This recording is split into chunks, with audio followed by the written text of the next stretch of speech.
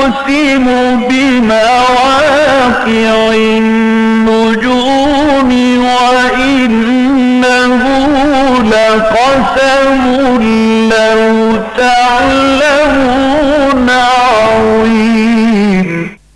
تو نامردی ترجمہ بھی بعض اوقات کیا گیا یہاں تک کہ تم نے نامردی دکھائی. حتی اذا فشلتم، یہاں تک کہ جب تم نے نامردی کی. تو فشل کا لفظ جو ہے نامردی کے لیے آتا ہے، لیکن اس کا اصل مفہوم کیا؟ ڈھیلا ہو جانا.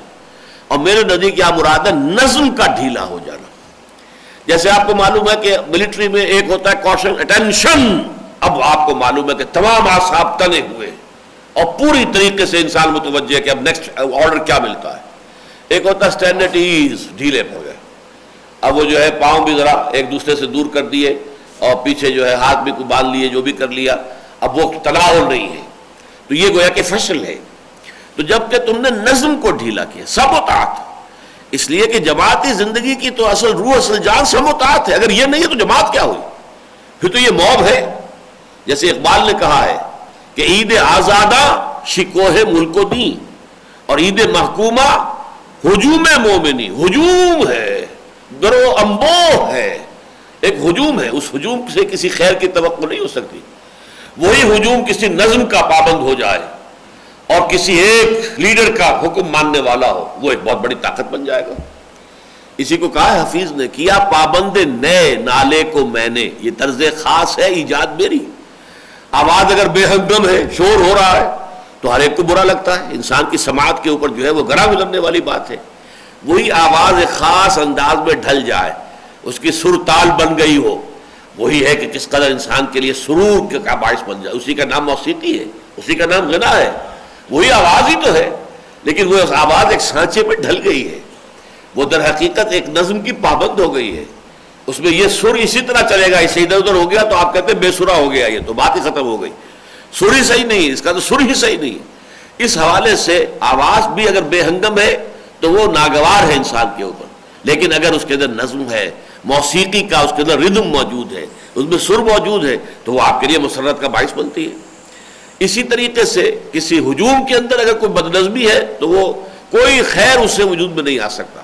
ہاں سم و طاعت ہو. اسی لیے آپ کو معلوم ہے کہ بالجماع والسمع والطاعہ انی آمرکم بخمس اللہ امرنی بہن. مسلمانوں میں تمہیں 5 باتوں کا حکم دیتا ہوں، اللہ نے مجھے ان کا حکم دیا ہے. بالجماعت والسمع والطاعت والہجرت والجہاد فی سبیل اللہ. جماعت کی شکل میں رہو، اور جماعت بھی سم و طاعت والی. Listen and obey whatever the command you have to obey. جو حکم دیا جائے. آپ سوال نہیں کر سکتے کہ یہ حکم مجھے کیوں دیا جا رہا ہے. لو، ہو سکتا ہے مشاورت ہو رہی ہے تو اس میں تو آپ رائے دیجئے، لیکن جب مشاورت کا وقت نہیں ہے، اب کسی حکم کی صرف جو ہے تنفیذ ہو رہی ہے، وہاں کوئی سوال کرنے کی اجازت نہیں ہوتی. اب تو جو حکم ہے اس کو بجا لاؤ. لہذا تبھی تو کام ہوگا. یہ سم و طاعت جو ہے یہ جان ہے. لیکن اگر وہ نظم ڈھیلا پڑ گیا، اپنے آپ نے جو بھی آپ کا لیڈر ہے یا آپ کا کمانڈر ہے، لوکل کمانڈر، اب ظاہر بات ہے کہ بڑی فوج ہے، اس کے سپریم کمانڈر غزوہ احد ہو یا بدر ہو یا عذاب ہو، سپریم کمانڈر تو محمد رسول اللہ تھے صلی اللہ علیہ وسلم. لیکن مختلف جو ہے، اب ایک دایاں بازو ہے فوج کا، ایک بایاں بازو ہے، ایک قلب ہے، ایک جو ہے ہراول دستہ ہوتا ہے، ایک کچھ پیچھے لوگوں کو کھڑا کیا جاتا ہے کہ تم انتظار میں رہنا، جب ایمرجنسی کی ضرورت ہوگی تو تب تمہیں کال دی جائے گی، وغیرہ وغیرہ. اس ہر حصے کے اوپر ایک کمانڈر ہوتا ہے. آپ اس میں لوکل کمانڈر کی بات نہیں مانیں گے تب یہ نظم ختم ہو گیا. اسی لیے حضور نے فرمایا من اطاعنی فقد اطاع اللہ. جس نے میری اطاعت کی اس نے اللہ کی اطاعت کی. ومن عصانی فقد عصى اللہ. جس نے میری نافرمانی کی اس نے اللہ کی نافرمانی کی. ومن اطاع امیری. جس نے میرے معین کردہ مقرر کردہ امیر کی اطاعت کی اس نے میری اطاعت کی. ومن عصى امیری فقد عصانی. اور جس نے میرے معین کردہ امیر کی نافرمانی کی اس نے میری نافرمانی کی. یہ حدیث جو ہے بہت اہم ہے. اب اس میں کیا ہوا تھا غزوے میں کہ در حقیقت وہ نافرمانی جو ہے وہ لوکل کمانڈر کی ہوئی ہے بالاتفاق. یہ میں بعد میں عرض کروں گا کہ کس کی نافرمانی ہوئی ہے، اس میں جو آراء کیا ہے. لیکن یہ کہ بہرحال یہ بھی اگر لوکل کمانڈر کی بھی، حضرت عبداللہ ابن جبیر ابن نعمان انصاری دوسی بدری رضی اللہ تعالی عنہ، ان کی کمانڈ میں تھے وہ 50 تیر انداز. یہ کمانڈر تھے لوکل جو اس درے پر معمور کر دیے گئے تھے کہ یہاں سے تم نے نہیں ہٹنا ہے. چاہے تم یہ دیکھو کہ ہم سب ہلاک ہو گئے اور ہماری ناشوں کو جو ہے وہ پرندے نوچ نوچ کر کھا رہے ہیں، گدھ ہیں، کوے ہیں، ہماری ناشوں کے اوپر لگے ہوئے، تب بھی تم نے یہاں سے نہیں ہلنا ہے۔ یہ حکم دے کر حضور نے وہاں 50 جو ہے تیر اندازوں کو مقرر کیا تھا، لیکن یہ کہ ان کے حکم کی خلاف ورزی ہوئی، یہ ہے نظم کا ڈھیلا ہو جانا۔ حتی اذا فشلتم، یہاں تک کہ جب تم ڈھیلے پڑے، یعنی تم نے نظم کو ڈھیلا کر دیا، سم و تعاف کی بات جو ہے اس کو ترک کیا، وَتَنَازَعْتُمْ فِي الْأَمْرِ، اور معاملے میں تم نے تنازع کیا۔ تنازع کیا ہے؟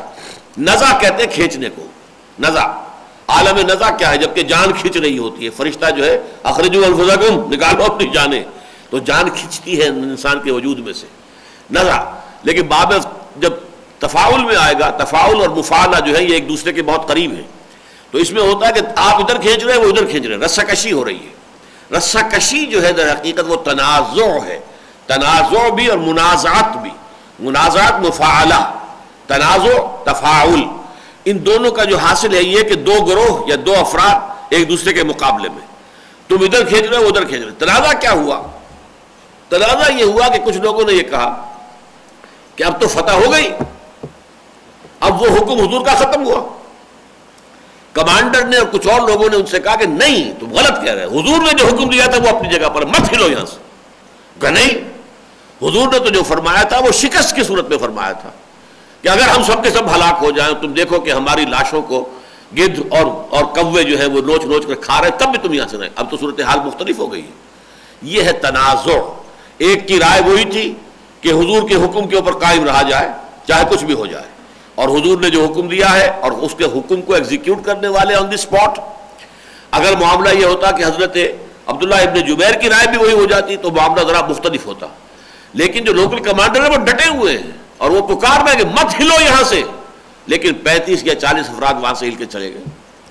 لہذا پھر ایک ہی جو ہے غار، جو خالد ابن ولید اپنے 200 یعنی اسٹرینگتھ جو تھی ان کے رسالے کی، 200 ہارسز اسٹرانگ کیولری، اس کے ساتھ جب ٹوٹ کر گرے ہیں ایک دفعہ، ظاہر بات ہے 10 تیر انداز 10 کو مار دیں گے، کتنوں کو ماریں گے؟ لیکن وہاں تو ظاہر بات ہے کہ ایک ریلا چڑھا آ رہا ہے، سیلاب آ رہا ہے، وہ 10 کے 10 شہید ہو گئے، اور پھر باقی جو ہے پیچھے سے جب وہ تو اپنے آرام سے سمجھ رہے تھے کہ ہمیں تو بس مال غنیمت جمع کرنا ہے، اور جن کو بھی ہم پکڑ کر قیدی بنا لیں قیدی بنانا ہے، وہ تو ڈھیلے تو پڑ چکے تھے مسلمان فتح کے بعد۔ ان پر اچانک جو بپتا آئی ہے تو پھر جو صورتحال ہوئی وہ قیامت صغریٰ سے کم نہیں تھی کہ 70 صحابہ شہید ہو گئے، حضور مجروح ہوئے، حضور کے قتل ہو جانے کی، شہید ہو جانے کی خبریں بھی اڑ گئیں، بہت سے لوگوں کے حوصلے جواب دے گئے، بہت سے لوگ جو ہے میدان چھوڑ کر بھاگ بھی گئے۔ یہ ساری جو بدترین صورتیں ہیں یہ سب کی سب پیدا ہوئی ہیں غزوہ احد کے دوران۔ لیکن اللہ تعالیٰ یہاں فرما رہے کہ وَلَقَدْ صَدَقَكُمُ اللَّهُ وَعْدَهُ، تم ہمیں کوئی دوش نہیں دے سکتے، کوئی دوش تم ہمیں نہیں دے سکتے، ہم سے کوئی شکایت نہیں کر سکتے، ہم سے تمہارا کوئی گلہ نہیں ہے، اس لیے کہ ہم نے اپنا وعدہ پورا کر دیا تھا۔ اللہ نے تو تم سے مسلمانوں اپنا وعدہ سچا کر دیا تھا، اِذْ تَحُسُّونَهُم بِإِذْنِهِ، جبکہ تم ان کو گاجر مولی کی طرح کاٹ رہے تھے اللہ کے اذن سے، اللہ کے حکم سے۔ حتی اذا فشلتم، یہاں تک کہ جب تم ڈھیلے پڑے، تم نے نظم کو ڈھیلا کر دیا، وتنازعتم فی الامر، اور ایک معاملے میں تنازع اور منازعات کی شکل اختیار کی، وعصیتم من بعد ما اراکم ما تحبون، اور تم نے نافرمانی کی۔ اب یہاں سوال پیدا، نافرمانی کس کی؟ میرا موقف یہ ہے کہ حضور کی نافرمانی نہیں ہے، حضور کے قول کی تو تعویل ہوئی ہے، اور تعویل جہاں دونوں طرح ممکن ہو تو اس میں الزام نہیں آتا، دونوں طرف کا امکان ہوتا ہے۔ یہی معاملہ جس کو ہم کہتے ہیں کہ مجتہد جو ہوتا ہے، کوئی ایک نیا مسئلہ پیش آ گیا ہے جس سے پہلے نہیں تھا، نہ قرآن میں کوئی حکم موجود ہے نہ حدیث میں ہے، نئی صورت سامنے سے آ گئی ہے، اب اپنا سا لوگ زور لگا رہے ہیں، اپنی صلاحیت، اپنی ذہانت، اپنی کوشش کر رہے ہیں اپنی سی کہ کیا حکم ہونا چاہیے اس سچویشن میں۔ تو چاہے کوئی صحیح رائے پر پہنچ گیا ہو چاہے غلط رائے پر پہنچا ہو، دونوں کے لیے ثواب ہے۔ اگرچہ جو مصیب ہے، جو صحیح رائے تک جو پہنچ گیا، اس کے لیے دوہرا اجر ہے۔ جو مجتہد مختی ہے، مجتہد مصیب، مجتہد مختی، اجتہاد اس نے بھی کیا اور پورے زور شور سے کیا، پورے اہتمام سے کیا، شد و مت سے کیا، اپنی پوری صلاحیت لگا کے اجتہاد کیا، اب وہ صحیح رائے تک پہنچ گیا، دوہرا اجر۔ اس نے بھی اجتہاد کیا اور پوری طرح خلوص نیت کے ساتھ شریعت کے حکم کو معلوم کرنے کی کوشش کی، لیکن غلطی سے صحیح رائے تک نہیں پہنچے، ان کے لیے بھی ثواب ہے، لیکن اکیلا ثواب۔ تو مجتہد مخطی ہو یا مجتہد مصیب ہو، دونوں کے لیے ثواب ہے، اگرچہ مصیب کے لیے دوہرا اور مخطی کے لیے اکیلا۔ تو معاملہ اصل میں یہ تھا کہ اگر یہاں تنازع جو ہے وہ نہ ہوتا اور کسی غلط تعویل پر سب جمع ہو گئے ہوتے تو اس میں یہ ہے کہ کم سے کم اس میں ہم یہ نہیں کہہ سکتے تھے کہ انہوں نے ایک نافرمانی کی ہے کسی کی، اس لیے کہ وہ تو ایک تعویل کی گنجائش تو موجود تھی، تعویل ادھر بھی ہو سکتی ہے، تعویل ادھر بھی ہو سکتی ہے، اجتہاد میں خطا بھی ہو سکتا ہے اور اجتہاد جو ہے صحیح رائے تک بھی پہنچ سکتا ہے۔ لیکن یہاں مسئلہ یہ رہا کہ لوکل کمانڈر جو ہے وہ اس پر مصر ہے کہ مت ہلو یہاں سے، من اطاعنی فقد اطاع اللہ ومن عصانی فقد عصى اللہ ومن اطاع امیری فقد اطاعنی ومن عصى امیری فقد عصانی۔ حضرت عبداللہ ابن جبیر ابن نعمان انصاری رضی اللہ تعالیٰ عنہ وہ ڈٹے ہوئے کہ نہیں، تو حضور کے حکم کی تو میں نہیں کہتا کہ یہاں خلاف ورزی ہوئی ہے، معصیت جو ہے رسول فرمان نبوی کی نہیں ہے، لیکن جو لوکل کمانڈر ہے اس کی چونکہ نافرمانی ہوئی ہے اور حضور کے قول مبارک کے مطابق اپنے لوکل امیر لوکل کمانڈر کی نافرمانی بھی گویا کہ حضور کی نافرمانی بنتی ہے، اس لیے انڈائریکٹلی وہ حضور کی نافرمانی بھی کہی جا سکتی ہے۔ لیکن میں یہ نہیں سمجھتا کہ جان بوجھ کر ان صحابہ میں سے کوئی بھی حضور کی نافرمانی کا کوئی جو ہے وہ کوئی ارادہ رکھ سکتا ہو اور سوچ سکتا ہو۔ من بعد ما اراکم ما تحبون میں بھی عام طور پر لوگوں کی رائے یہ ہے، اس کے بعد جب کہ ہم نے تمہیں وہ چیز دکھا دی جو تمہیں محبوب ہے، عام طور پر رائے یہ ہے کہ اس سے مراد مال غنیمت ہے۔ میں بھی اس کی بالکل قطعی نفی تو نہیں کر سکتا، پچھلے درس میں نے عرض کیا تھا کہ یہاں جو سود کی حرمت کا حکم آیا، سود در سود، سود مرکب کا، وہ ہم پڑھ چکے ہیں پچھلے درس میں، تو اس کی جو ہے اس نظم میں سیاق و سباق سے اس سے معلوم ہوتا ہے کہ کچھ نہ کچھ وہ بات شامل تھی، مال کی محبت کسی درجے میں۔ لیکن میرے نزدیک تعویل دوسری جو ہے وہ قرآن مجید میں القرآن یفسر بعضہ بعضا کا جو اصول ہے اس کی روح سے وہ بہت زیادہ قوی ہے، اور اس سے مراد فتح ہے۔ من بعد ما اراکم ما تحبون، اس کے بعد کہ تمہیں اللہ نے وہ شے دکھا دی جو تمہیں محبوب ہے، یعنی فتح دکھا دی تمہیں۔ اب فتح کا معاملہ یہ ہوتا ہے کہ یہ گویا کہ جنگ کے اندر مقصود ہوتا ہے، ہر شے کی ایک مقصود ہے، مقصود حقیقی تو اللہ کی رضا ہے، لیکن یہ کہ اس جنگ کا مقصود تو دشمن کو شکست دینا اور خود فتح حاصل کرنا ہے۔ اور یہ ایک انسان کی فطری کمزوری ہے کہ جب انسان اپنے مقصود پر پہنچ جاتا ہے تو وہ ڈھیلا پڑ جاتا ہے، پھر فشل جو ہے اس کا فطری نتیجہ ہے۔ جب تک منزل تک نہیں پہنچے آپ پوری طریقے سے آپ کی ہمت جو ہے اور آپ کی عظیمت جو ہے برقرار ہے، چلتے جا رہے ہیں، ابھی آپ 10 میل اور بھی چلیں تو شاید تکان کا احساس نہ ہو، لیکن اگر معلوم ہو بس پہنچ گئے، اب پہنچا ہی چاہتے ہیں منزل پر، تو تکان کا احساس شروع ہو جائے گا، اس لیے کہ اب تو گویا کہ منزل آ گئی۔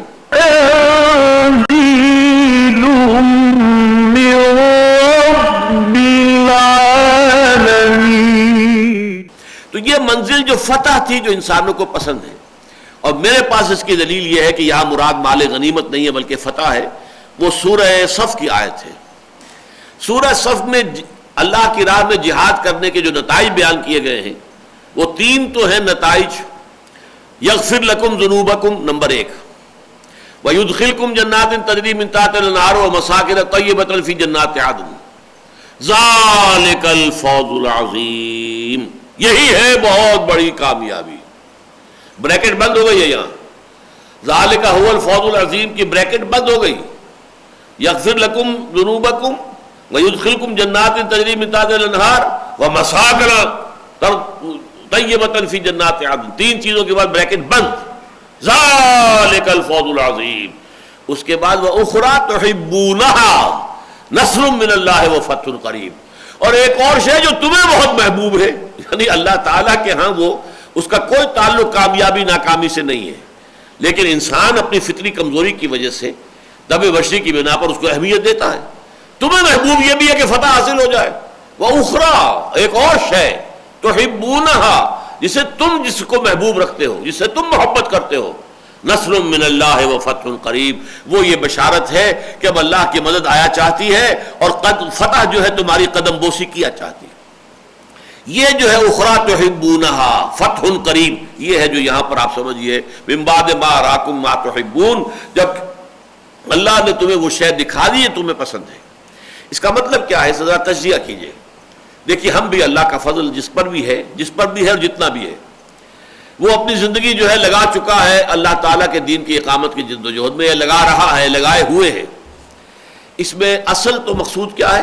آخرت کی فلاح، کامیابی، اللہ راضی ہو جائے، اللہ تعالیٰ جنت میں داخل فرما دے، جہنم سے ہمیں بچا لے، یہ ہمارے اصل نظم ہے۔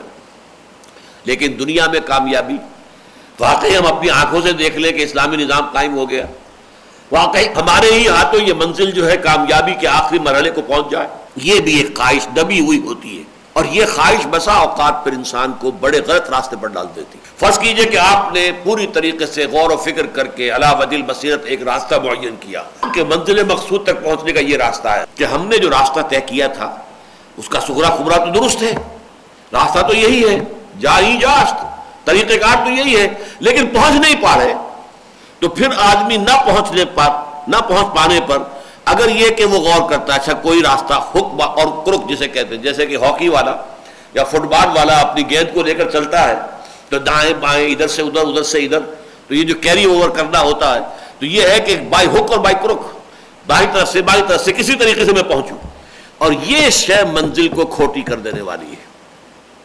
اس اعتبار سے یہ بہت ہی نازک، بہت اہم اور بہت ہی سمجھیے کہ لطیف نقطہ ہے جس کو سمجھ لینا چاہیے۔ فتح و شکست بالکل ذہناً فارغ ہونا چاہیے، فتح ہو شکست ہو کوئی پرواہ نہیں، ہمیں اپنا فرض ادا کرنا، بس اللہ اللہ خیر سے۔ ہماری کامیابی یہ ہے کہ جو کچھ اللہ نے ہمیں دیا ہے، جو توانائی، جو قوت، جو صلاحیت، جو ذہانت، جو کچھ دیا ہے، مال دولت اولاد، جو کچھ دیا ہے اللہ نے، اسے اس راستے میں لگا دیں، بس کامیابی وہ چاہے تو ہو جائے، صحیح ہے، اچھا ہے، یہ بونس ہے، ہمارا حقیقی مقصود نہیں ہے، ہماری اصل اجرت یہ نہیں ہے، اصل اجرت اللہ کے ہاں ہے، وَإِنَّ اللَّهَ عِندَهُ أَجْرٌ عَظِيمٌ، اجر عظیم تو اس کے پاس ہے۔ یہ دنیا میں فتح ہو جانا اس کا کوئی اس سے تعلق نہیں ہے۔ یہ نقطہ تحریک اسلامی اور جو بھی اقامت دین کی جد و جہد کے لیے کسی راستے پر وہ چلنا شروع کرتا ہے اس کے لیے لازم ہے سمجھ لینا، اور یہ مقام اس کے اعتبار سے یہ، اور سورہ صف کا وہ مقام کہ وہاں پہلے تو یا ایھا الذین آمنوا هل ادلکم علی تجارۃ تنجیکم من عذاب الیم تؤمنون باللہ ورسولہ وتجاہدون فی سبیل اللہ باموالکم وانفسکم ذالکم خیر لکم ان کنتم تعلمون۔ اب اس خیر کی شرح کی، یغفر لکم ذنوبکم نمبر 1، یدخلکم جنات تجری من تحتها الانہار نمبر 2، ومساکن طیبۃ فی جنات عدن نمبر 3، بریکٹ ختم، ذالک الفوز العظیم۔ اس بریکٹ کے باہر ہے، اب یہ ایڈیشنل ہے، یہ بونس ہے، یہ ایڈیشنل شے، وَأُخْرَىٰ تُحِبُّونَهَا، ایک اور شے جو تمہیں بہت پسند ہے، تم بنائے طبع بشری پسند کرتے ہو کہ فتح ہو جائے، تو لو سن لو، اب تمہیں یہ ہم نوید جافزہ بھی دے رہے ہیں کہ اب اللہ کی مدد آیا چاہتی ہے، یو ہیو کوالیفائڈ۔ یہ غزوہ احزاب کے بعد نازل ہوئی ہے یہ سورہ صف جو ہے، اور غزوہ احزاب کے موقع پر جو ہے در حقیقت یوں سمجھیے کہ من حیث الجماعت صحابہ کرام نے ثابت کر دیا تھا اپنے ایمان پر اپنی ثابت قدمی کو۔ رجال صدقوا ما عاهدوا الله عليه فمنهم قضى نحبه ومنهم من ينتظر۔ تو یہ جو صورت ہو چکی تھی غزوہ احزاب میں، اس کے بعد یہ خوشخبری دے دی گئی، مبشر المومنین، اے نبی اہل ایمان کو بشارت دے دیجئے کہ نصر من اللہ وفتح قریب۔ اس کی روشنی میں اس کو پڑھیے۔ تو اب سنیے دوبارہ اس آیت کا ترجمہ، وَلَقَدْ صَدَقَكُمُ اللَّهُ وَعْدَهُ۔ اور دیکھو مسلمانوں، تم ہمیں کوئی دوش نہیں دے سکتے، ہم سے گلہ شکوہ نہیں کر سکتے، کوئی احتجاج نہیں کر سکتے، ہم نے تم سے اپنا وعدہ پورا کر دیا تھا۔ اِذْ تَحُسُّونَهُم بِإِذْنِهِ، جبکہ تم نے اپنے دشمن کو شل کر دیا تھا، جبکہ اس کو بے حس کر دیا تھا، اس کے اندر اب کوئی قوت مقاومت نہیں رہی تھی، جبکہ تم ان کا قلا قبا کر رہے تھے، حتی اذا فشلتم، یہاں تک کہ جب تم ڈھیلے پڑے، وتنازعتم فی الامر، اور امر کے معاملے میں تم نے تنازع کیا، تم نے اختلاف کیا، رسہ کشی کی، ایک دلیل کے مقابلے میں دوسری دلیل، وعصیتم، اور تم نے نافرمانی کی، وہ نافرمانی اپنے لوکل کمانڈر کے جو سرحد کے ساتھ کی، اور اسی میں گویا کہ مضمر ہے کہ بالواسطہ رسول کی بھی نافرمانی ہو گئی، چاہے نیتاً جو ہے وہ تمہارے پیش نظر رسول کی نافرمانی کرنا نہ ہو، نتیجے کے اعتبار سے ہو گئی کہ من اطاع امیری فقد اطاعنی ومن عصا امیری فقد عصانی، من بعد ما اراکم ما تحبون، اس کے بعد کہ تمہیں وہ شے دکھا دی اللہ نے جو تمہیں محبوب ہے، یعنی فتح حاصل ہو گئی، تم ڈھیلے پڑ گئے۔ منکم من یرید الدنیا و منکم من یرید الآخرہ، تم میں سے وہ بھی ہے کہ جو دنیا کے طالب ہیں اور تم میں سے وہ بھی ہے کہ جو واقعتاً آخرت ہی کے طالب ہیں۔ اب اس کے بھی دو مفہوم ہوں گے۔